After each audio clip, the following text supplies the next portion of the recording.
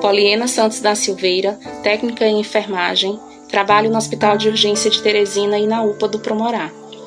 Em 8 anos de profissão, eu nunca vi o sistema de saúde como eu estou presenciando. O sistema de saúde colapsou. Sim, não temos vagas, não temos leito. Essa, como você ouviu, é a técnica em enfermagem Poliena Santos Silveira, de Teresina, Piauí. O depoimento reproduzido aqui foi concedido ao repórter do Estadão, Gonçalo Júnior. Há poucos dias, viralizou nas redes sociais uma foto de Poliena ao lado de um paciente no chão da unidade de pronto atendimento. Era tarde de quarta-feira, 17 de março, e a UPA estava lotada, com 6 pacientes gravíssimos e 4 pacientes graves. Aquela cena é uma cena verídica, sim, como me perguntaram se é verdade, é verídica. Eu estava na equipe, o paciente deu entrada em parada cardiorrespiratória, não tínhamos leito, não tínhamos monitor, não tínhamos ventilador, mas o que podíamos fazer foi feito. A gente está com essa falta de equipamento, não porque não tenha, porque a demanda de paciente está muito alta e, consequentemente, vai faltar, como está faltando.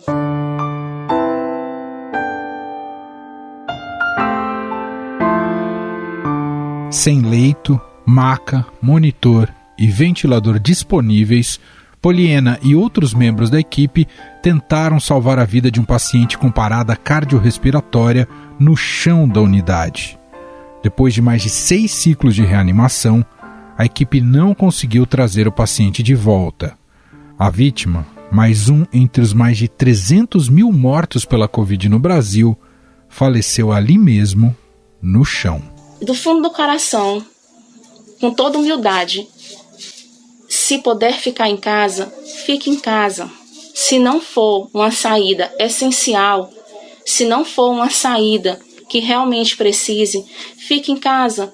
Fique em casa por mim, que sou profissional de saúde, pelos meus amigos que estamos sofrendo. A cada paciente que a gente recebe que não temos onde colocar, estamos sofrendo junto com a família daqueles pacientes que ficam lá fora, ficam esperando uma alta, ficam esperando uma transferência, até mesmo um óbito, para poder ocupar o lugar. Não temos vaga, não temos leito.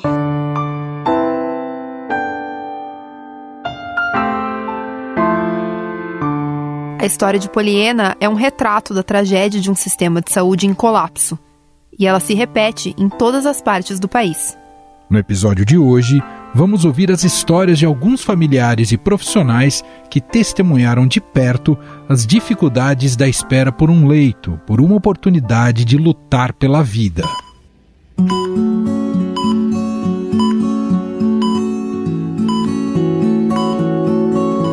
Na semana passada, o Brasil tinha mais de 6 mil pessoas na fila por uma vaga na UTI, de acordo com dados do Conselho Nacional de Secretários Estaduais de Saúde. A cidade que nunca parou precisa parar para que a gente não tenha mais casos como esse de pessoas que não conseguem ser atendidas e vêm a óbito por falta de atendimento.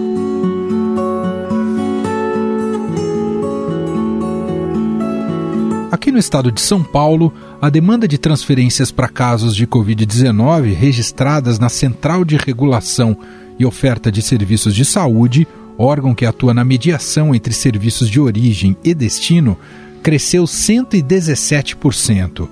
Atualmente são cerca de 1.500 pedidos por dia, contra 690 em junho de 2020, no auge da primeira onda. E nessa espera, muitos pacientes acabam não resistindo. Foi o caso da aposentada Dalva Pereira de Melo, de 67 anos. A dona Dalva passou 5 meses internada por Covid na UTI do Hospital Emílio Ribas, em São Paulo. Em janeiro, após apresentar melhora, teve alta e foi para casa. Mas um mês depois, ela teve pneumonia e precisou ser internada de novo no pronto-socorro de Caieiras. O doutor viu no raio-x do pulmão que ela estava com uma pneumonia. E estava bem extensa essa pneumonia já.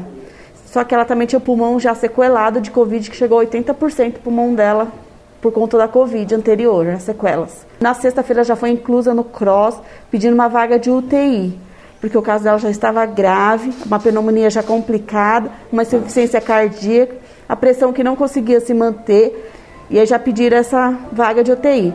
Ficamos lá na observação sexta, sábado e nada de sair essa vaga. No domingo ela teve uma piora, ela foi transferida para uma sala de isolamento, onde foi monitorada, porque onde ela estava não estava sendo nem monitorada, ela só estava com oxigênio e eles iam monitorar ela de tempos em tempos, mas não tinha nenhum aparelho nela, né? E aí teve 3 paradas cardíacas. Aí ele chamou a gente e explicou que mesmo que saísse naquele momento uma transferência, ela não conseguiria mais sair dali naquele momento, eu tinha que estabilizá-la. Ali eu já vi que ela não estava ali, porque ela não conseguia ser monitorada, não tinha pressão, não tinha saturação, não tinha nada no monitor. Aí a gente saímos, passou uns 10 minutos, ele foi avisar a gente que ela tinha falecido.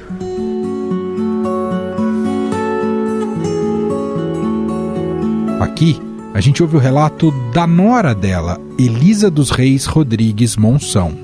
Ali ela não teve nem chance de tentar, ela não teve essa chance, por falta da vaga.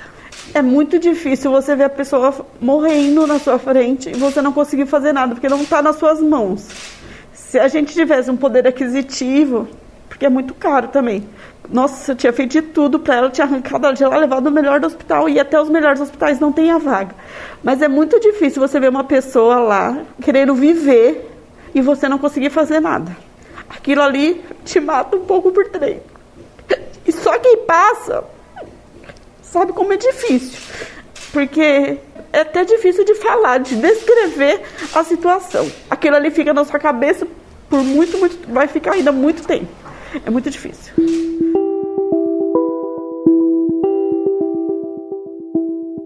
O feirante Amaury Pinheiro da Silva Júnior, de 29 anos, chegou a conseguir transferência para a UTI depois de dias de espera, mas no dia seguinte não resistiu. Ele foi no hospital, estava tomando medicação em casa, porém começou a se agravar, né? Começou a tossir mais, aí sentiu falta de ar. Aí foi pro oxigênio na quinta, e quando foi no finalzinho da tarde, eles falaram que ele precisaria ser entubado. Aí ele foi entubado, e aí no outro dia, na sexta-feira, eles falaram que ele precisaria de transferência, e como não estava tendo vaga e tudo, aí só conseguiu a transferência no domingo, né, que foi transferido no domingo à noite, e infelizmente na segunda-feira ele não resistiu. Já a família do comerciante Marco Aurélio de Oliveira, de 49 anos, teve de entrar com uma medida judicial no juizado da Fazenda Pública Estadual para garantir o atendimento de que ele precisava. Dias depois, finalmente conseguiu a vaga para internação, mas a 270 quilômetros de distância de onde estava. Aqui a gente ouve o relato do filho dele, Fabrício Maldonado. Vendo a demora e a desorganização da saúde de São Paulo, fomos obrigados a entrar com uma ação na Justiça para conseguir um leito de UTI para que meu pai fosse atendido. No dia 29, meu pai conseguiu uma vaga na UTI de Mirandópolis, que fica a 270 quilômetros aqui de Bauru.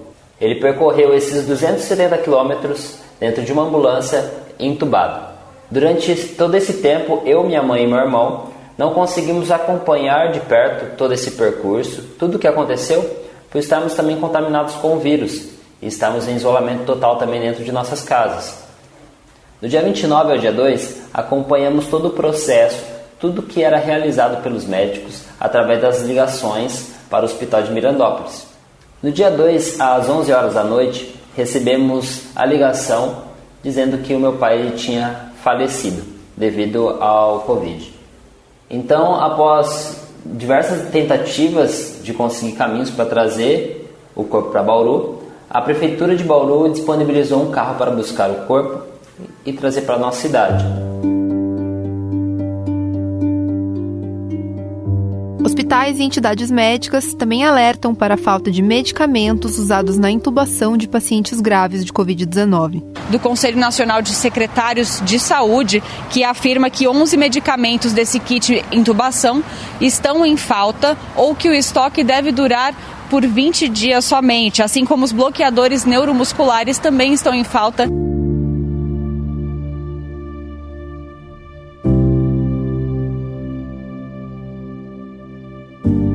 Quem trabalha diretamente nos hospitais já nota a situação caótica das últimas semanas. O enfermeiro Emerson Santos, que trabalha em 2 hospitais públicos de São Paulo, relata como têm sido os dias nas UTIs, em conversa com Emanuel Bonfim. Os dias não estão sendo fáceis para os profissionais diante de tanta notícias ruins, né? Vira e mexe a gente recebe informações de colegas nossos que estão se adoecendo, né? Outros morrendo, né, na linha de frente. E o trabalho também costuma ser bem estressante, do início ao fim do plantão. Não é fácil você ter uma sobrecarga enorme de trabalho. O cansaço não é só físico, é emocional, e a gente está passando por um momento muito delicado. Nós profissionais estamos sofrendo muito na linha de frente, mas estamos lutando para reverter esse quadro que não é fácil. Alguma vez na sua trajetória profissional, Emerson, você viu a UTI tão cheia, tão lotada como está agora? Eu trabalho em UTI já faz quase 7 anos. E a minha experiência agora é totalmente diferente, porque na UTI a gente geralmente, os pacientes são graves, mas não morre tanto paciente assim de uma forma tão rápida. E os pacientes de Covid, eles evoluem muito rápido para uma piora e para o óbito, né? E isso é uma rotina nova para a gente, profissionais de UTI, né? Porque é pesado mesmo o plantão, porque a gente, geralmente os profissionais de UTI estão ali para dar um melhor cuidado para o paciente se recuperar e ir para a casa dele, né? E geralmente o que a gente vê, a maioria dos pacientes que evoluem para um tubo acaba evoluindo para um óbito muito rápido. E são poucos que conseguem sobreviver. Ô Emerson, já era assim desde o início da pandemia, ou essa questão de morrer rápido tem sido uma característica dessa fase agora que estamos passando, Emerson? Eu trabalhei na UTI também do hospital de campanha no começo da pandemia. E a experiência foi diferente também do que está acontecendo agora. Agora está muito mais grave, eu acho, na minha opinião, e dos próprios colegas também, que você acaba tendo um feedback, né, todos os plantões, você vê que a gravidade agora é maior. Inclusive, o perfil dos pacientes são diferentes, né? Um ano atrás você falava de idosos, grupo de risco.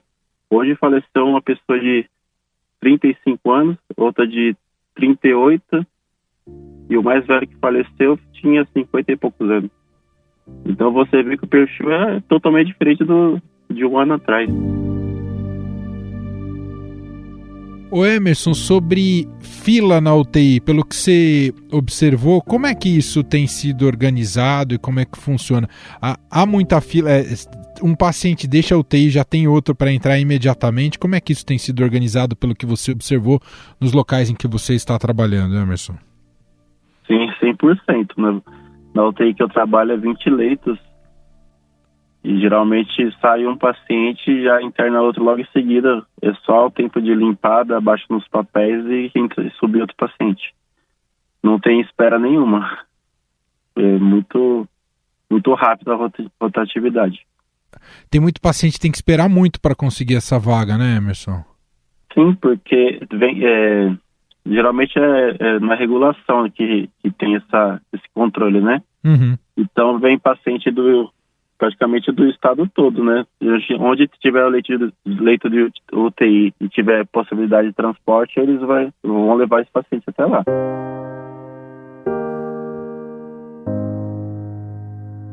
A tragédia é generalizada, mas em alguns hospitais particulares a situação é menos crítica do que em hospitais públicos. Ainda assim, o Dr. Murilo Coelho, médico líder do pronto atendimento do Hospital Sírio-Libanês, diz que a situação levanta preocupações e tem exigido uma abordagem diferente. Então, na verdade, a gente acaba tendo um aprendizado da coisa à medida que ela vai acontecendo.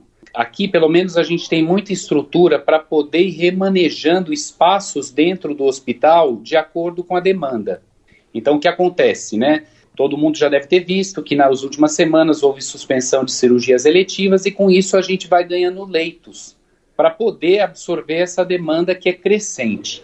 E a nossa expectativa aqui no pronto atendimento não é diferente. Então, à medida que a demanda aumenta, a gente vai alocando novos espaços, vai fechando determinadas áreas que antes eram atendidas por pacientes sem Covid e vai ocupando por pacientes com Covid, com toda a segurança que isso envolve. Até outras alas são destinadas para isso. Só que isso são mudanças que ocorrem de semana a semana. Então, se você aumenta uma hora, daqui a pouco você diminui o volume, aí você precisa mudar.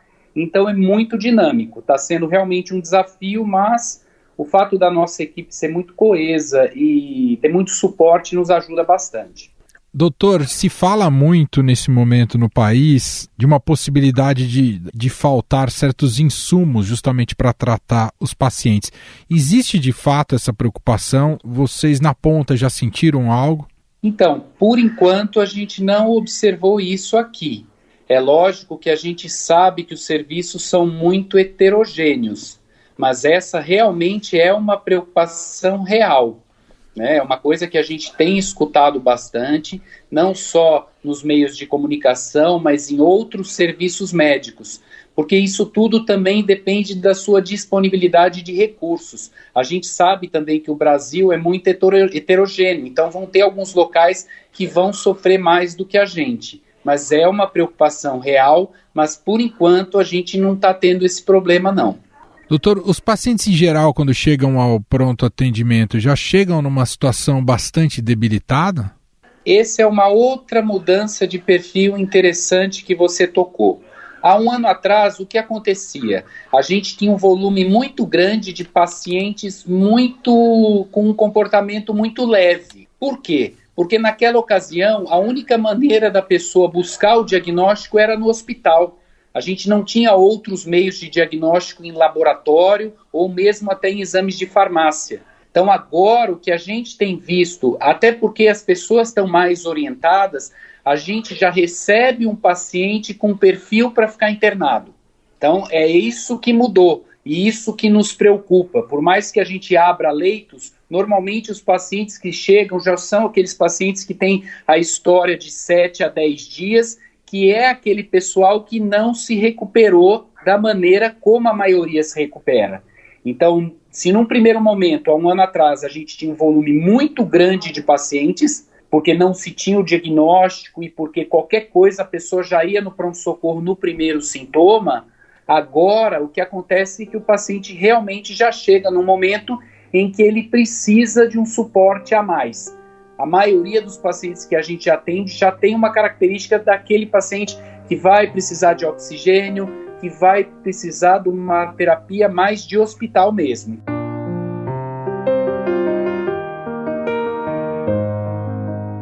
Mas afinal, o que é determinante para que um paciente necessite de uma UTI? O Dr. Murilo Coelho, do Hospital Sírio-Libanês, explica. É quando ele precisa de mais medicações ou de mais suporte ventilatório. Veja bem, às vezes a gente tem um perfil de paciente que vem para cá porque está cansado, chegou lá no 7º, 10º dia da doença, evoluiu uma pneumonia pelo Covid ou uma pneumonia bacteriana associada e ele precisa de oxigênio. Esse paciente ele vai para um leito de unidade comum, de enfermaria, e aí a gente vai observar a evolução. Uma parcela desses pacientes não vai conseguir ficar só com uma dose baixa de oxigênio. Ele vai precisar de uma quantidade maior de uma fisioterapia mais intensa e, eventualmente, até de outras medicações que só são administráveis na UTI, principalmente quando o paciente evolui para a necessidade de ventilação mecânica. Então, não é todo mundo que vai de um quarto vai evoluir para a UTI. Às vezes o paciente fica lá 5, 7 dias, passa aquela fase mais agressiva do Covid, ele se recupera e vai para casa. Vai ter uma porcentagem de pacientes que normalmente são aqueles pacientes que têm mais comorbidades, que têm diabetes, que têm problemas cardíacos, hipertensão, obesidade, e que, infelizmente, só com o suplemento de oxigênio, antibiótico, eventualmente anticoagulantes no quarto, vão evoluir para uma necessidade maior pela agressividade da doença. E aí, quando ele chega numa fase que a gente acha que ele vai precisar da ventilação mecânica e ele vai para a UTI. Perfeito. Doutor, nós temos ouvido cada vez mais relatos em casos na UTI de que a pessoa chega a ser entubada, fica muito tempo nessa situação, depois melhora, às vezes não precisa ficar mais entubado, ou tira a sedação e volta a piorar. Isso, digamos que faz parte de um processo de evolução do tratamento, ou isso tem assustado aos médicos em relação à Covid? Essa, muitas vezes, uma melhora, mas depois seguida de uma piora aguda. Então, na verdade, o que acontece é que antigamente, quando a gente internava o paciente logo no começo, a gente pegava essa piora no ambiente do hospital, lá para o 7º dia. Agora, o que acontece é assim, vamos supor, o paciente internou no 7º dia, ele foi lá com oxigênio suplementar, evoluiu mal, foi para a UTI e ficou entubado. Depois que ele é extubado, a gente tem que lembrar que o paciente com múltiplas comorbidades, ele vai apresentar outras intercorrências. Então, eventualmente, o que faz o paciente ter uma piora é porque, eventualmente, ele tem uma complicação como uma trombose, ele tem uma complicação como uma nova infecção, ele tem uma insuficiência renal. Então, é como se o COVID pegasse um paciente que já não tem muita reserva, ou seja, já tem algum grau, vive meio no limite, e aí ele acaba comprometendo vários órgãos. E o acometimento de múltiplos órgãos faz com que ele fique nessas idas e vindas, de melhora e piora. E aí tem um outro fator, aí esse paciente vai impactar em muito tempo na UTI. E é essa a nossa preocupação agora, porque a gente não consegue que esse paciente deixe esse leito que emite muito cuidado para poder que outros pacientes utilizem. Quero agradecer ao Dr. Murilo Coelho, médico líder do pronto atendimento do Hospital Sírio-Libanês, que gentilmente atendeu aqui a nossa reportagem. Muito obrigado, viu, doutor, e boa sorte. Muito obrigado pelo serviço de vocês também, de orientar bem a população. Estadão Notícias. E este foi o Estadão Notícias de hoje, segunda-feira, dia 29 de março de 2021. A apresentação foi dela, Bárbara Rubira e Emanuel Bonfim. Na produção e edição, Bárbara Rubira, Gustavo Lopes e Ana Paula Niederauer. A montagem é de Moacir Biasi. O nosso diretor de jornalismo, João Fábio Caminoto. Para falar com a gente é só mandar um e-mail para podcast@estadão.com. Um abraço para você, uma excelente semana, obrigado, Bárbara, e até mais.